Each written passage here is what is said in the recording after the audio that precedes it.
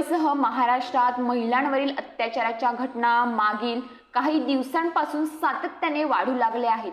मुंबईच्या वंद्राई पोलिसांनी देखील अशाच एका गुन्ह्याची उकल करून आरोपीला बेड्यात ठोकल्यात। 32 वर्षीय राजरत्न सदाशिव वाळवळ असे अटक करण्यात आलेल्या आरोपीचे नाव आहे। सध्या आरोपी वंद्राई पोलिसांच्या ताब्यात असून या प्रकरणी अधिक तपास करत आहेत।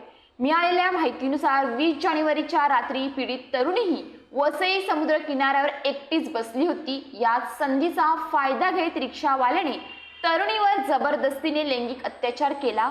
यावेळी आरोपीकडून तिच्या गुप्तांगावर दगडाने घाव घालण्यात आले, शिवाय सिझरियन ब्लेडने देखील वार केले।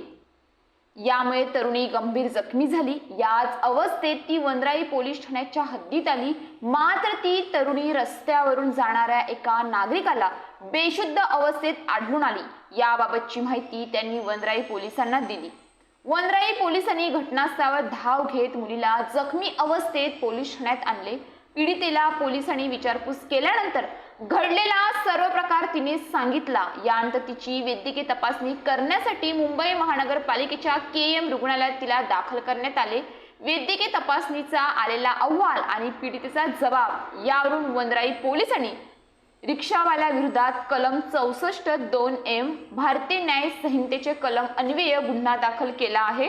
गुन्ह्याचे गांभीर्य पाहून वरिष्ठांच्या मार्गदर्शनाखाली गुन्ह्याच्या तपासाकरिता परिमंडळीय पथके तयार करण्यात आली। पीडित मुलीकडून प्राप्त टोरट माहितीच्या आधारे विरार ते चर्चगेट रेल्वे परिसर, तांत्रिक माहिती आणि गुप्त बातमीदार यांच्या आधारे पोलिसांनी आरोपीला वालीव खैरपाडा येथील झोपडपट्टी परिसरातून ताब्यात घेऊन अटक केली आहे।